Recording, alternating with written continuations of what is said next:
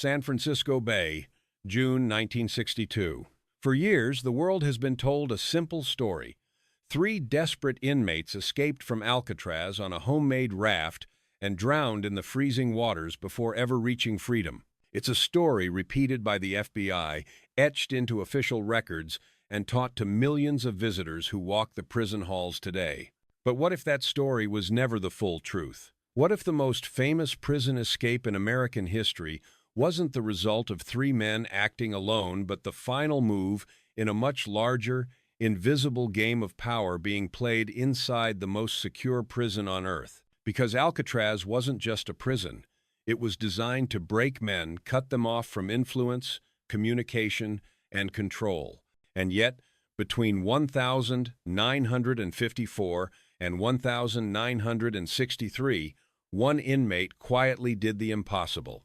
He didn't fight guards. He didn't lead riots. He didn't intimidate anyone.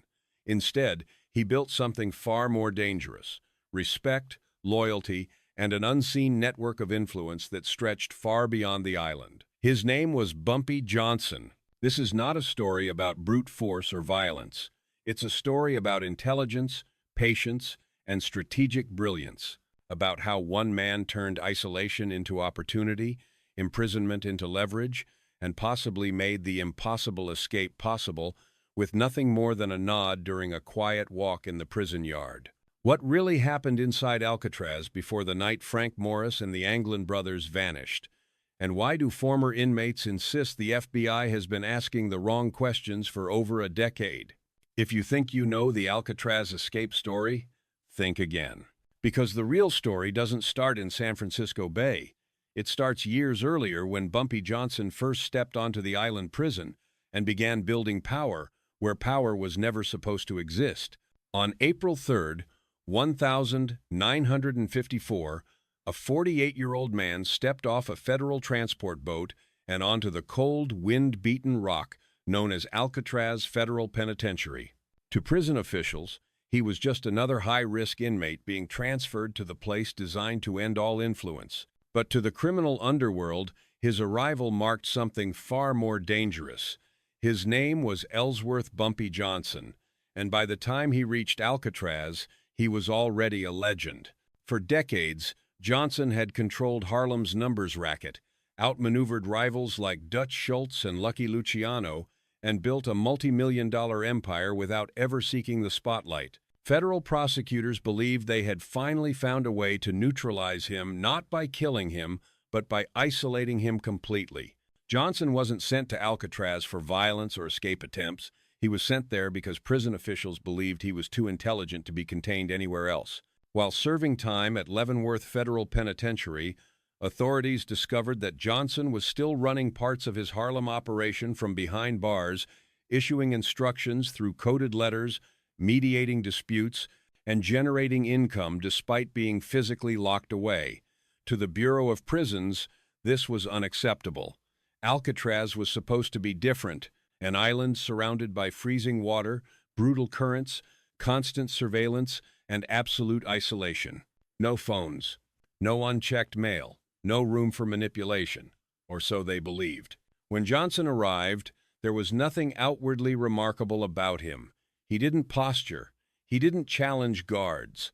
He didn't try to establish dominance over other inmates.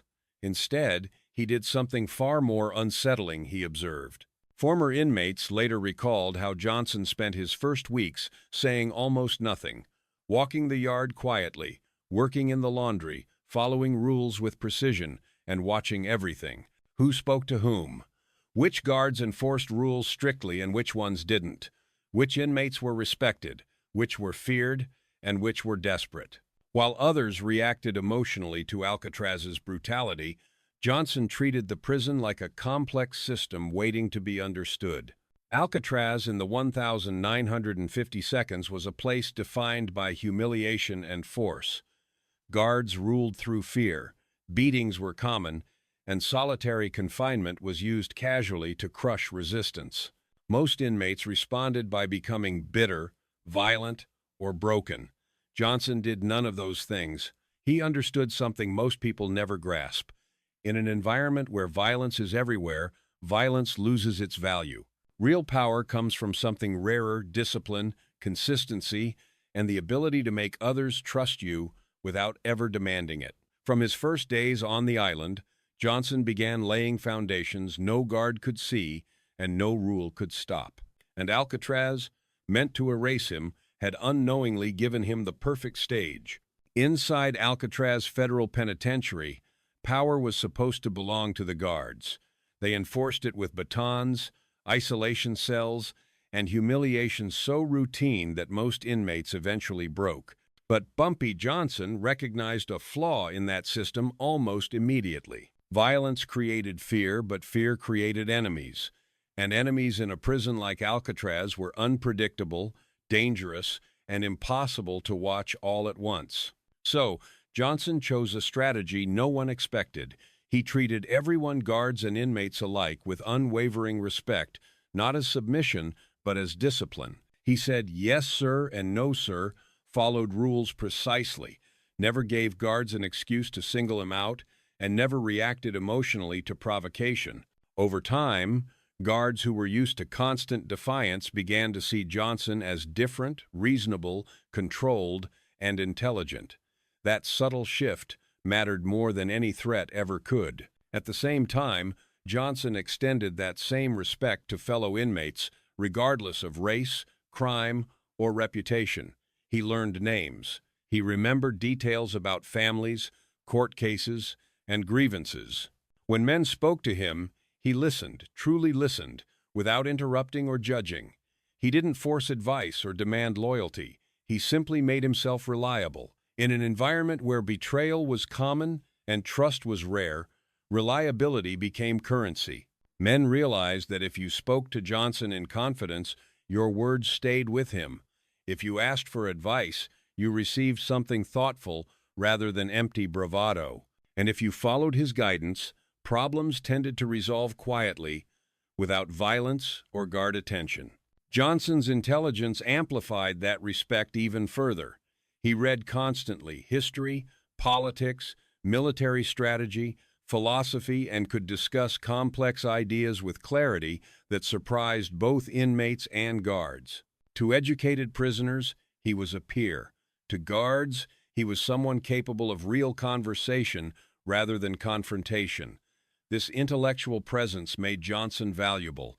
Guards became less strict with him, occasionally granting small flexibilities, better work assignments, access to books, newspapers other inmates couldn't get.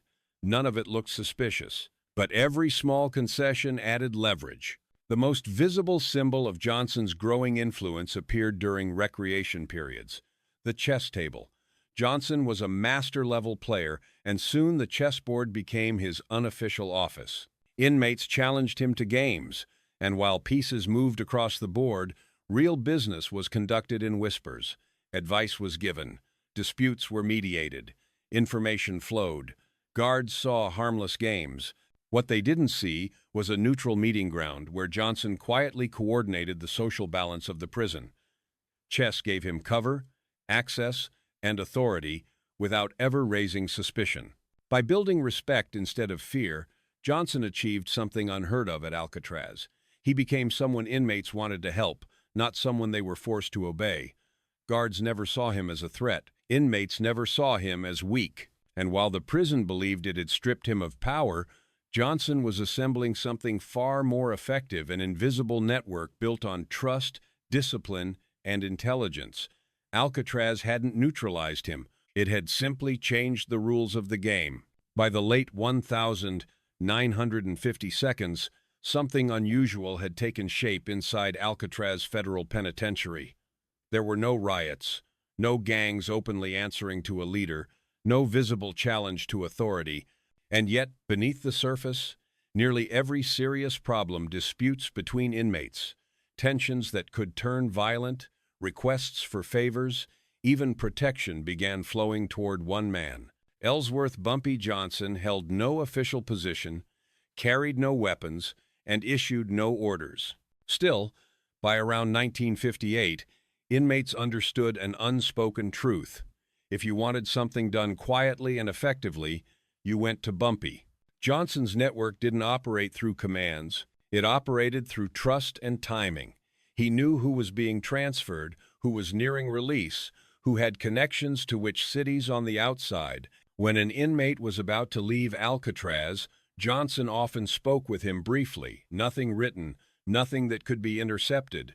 Messages were memorized, delivered verbally, and passed along to trusted contacts in New York, Chicago, or Los Angeles. Information flowed out, information flowed back in.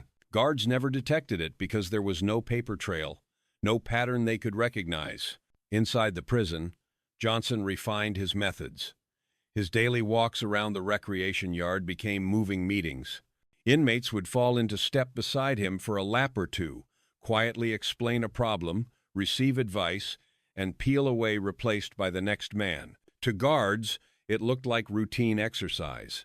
In reality, Johnson conducted multiple negotiations every afternoon, resolving conflicts before they exploded, ensuring balance without ever drawing attention. Violence decreased not because guards enforced it better, but because Johnson made violence unnecessary. What made this network so effective was that it benefited everyone. Inmates felt safer. Guards experienced fewer incidents. Even prison administration unknowingly profited from the calm Johnson created. And because his influence reduced chaos rather than increased it, no one had reason to investigate him closely. Johnson became invisible precisely because he improved the system instead of challenging it. By the time he had been on the island for 4 years, Johnson had achieved something no inmate before him ever had. He didn't control Alcatraz through fear.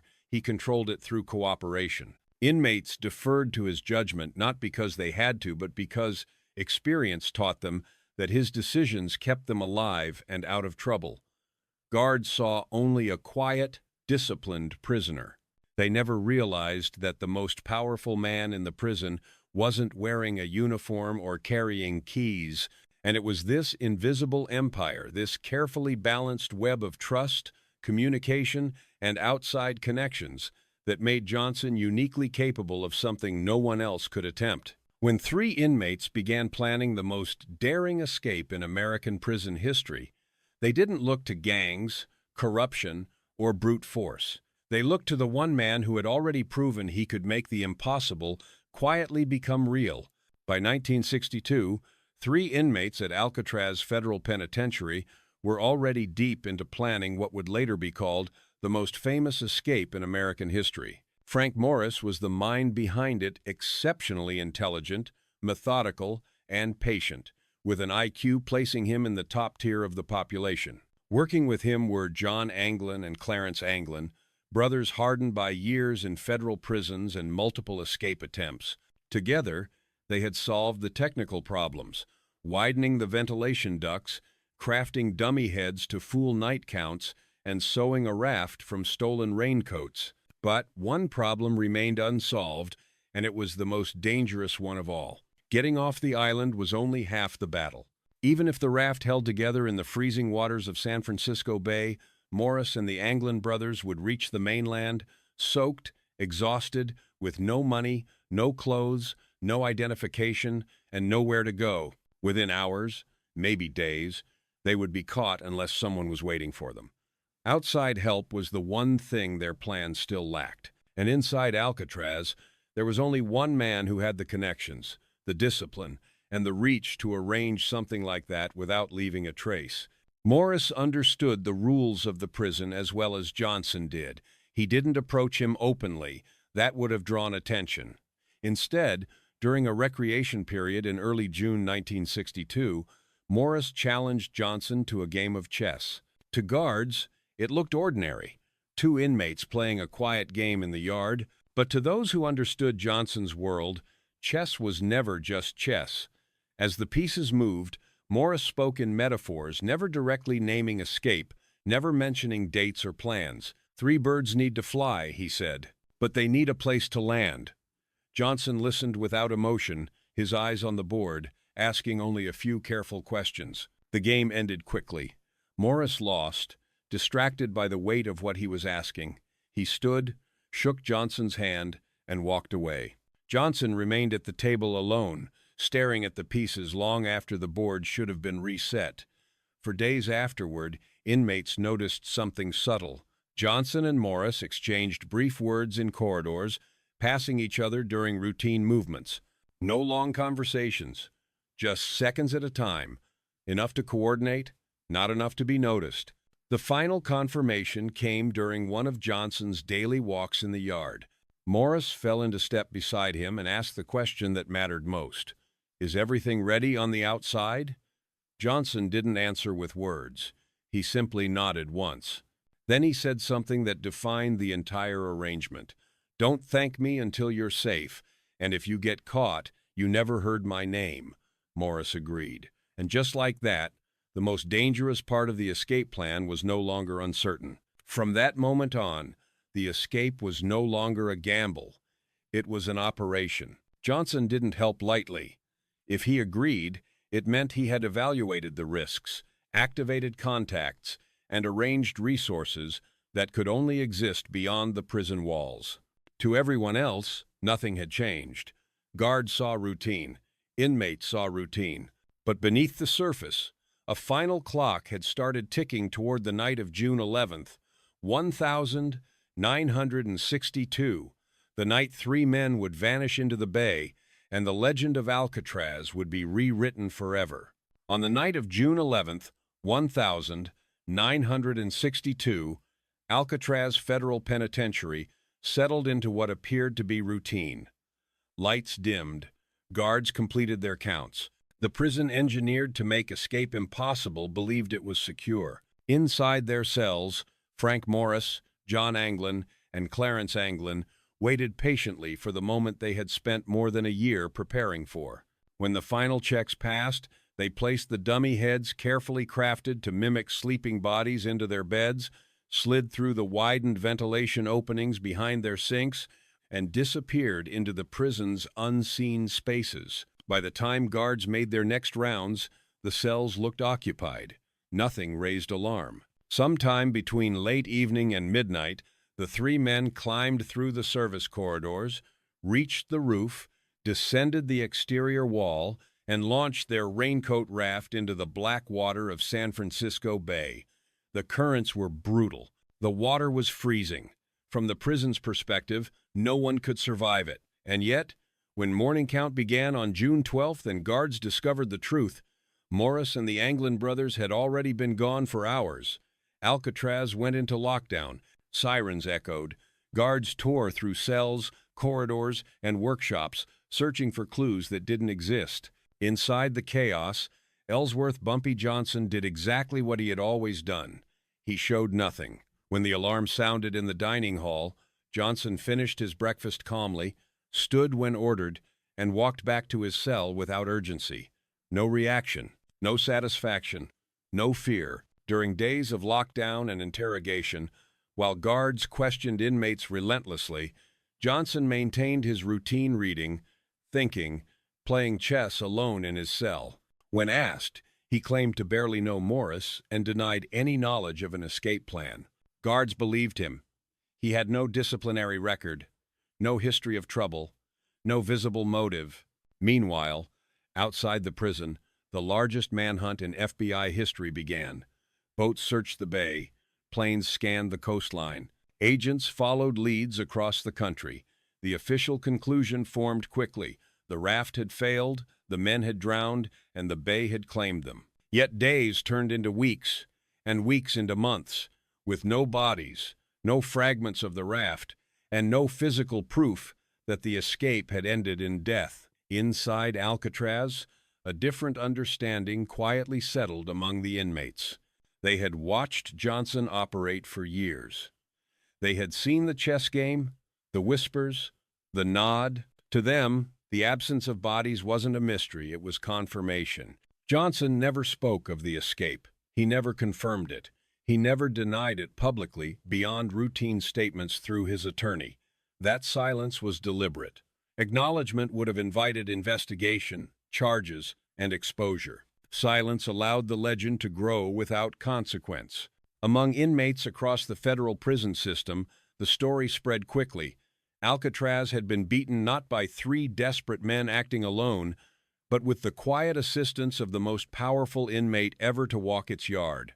And while the FBI searched the bay for corpses, Johnson's reputation expanded far beyond the prison walls, fueled by one undeniable fact: three men vanished, and no one ever proved they died. In the years after June 11th, 1962, the official story never changed. The FBI maintained that Frank Morris and the Anglin brothers had drowned in San Francisco Bay, victims of freezing water and unforgiving currents. Their names remained on wanted lists, their faces circulated to law enforcement, and rewards were quietly offered.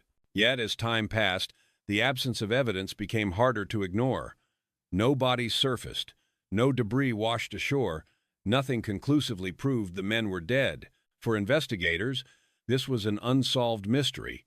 For those who had lived inside Alcatraz Federal Penitentiary, it was something else entirely, a conclusion already reached in silence. Within the federal prison system, the story traveled faster than any official report. Inmates who had served time at Alcatraz carried the same account wherever they went. The escape had succeeded because it had been prepared properly. The boat had been waiting. Safe houses had been arranged. New identities had been secured. And at the center of it all stood Ellsworth Bumpy Johnson, the man who never confirmed a word, but whose reputation now carried even more weight than before. Johnson understood something critical about power. You don't need to claim credit for it. Letting others believe was enough.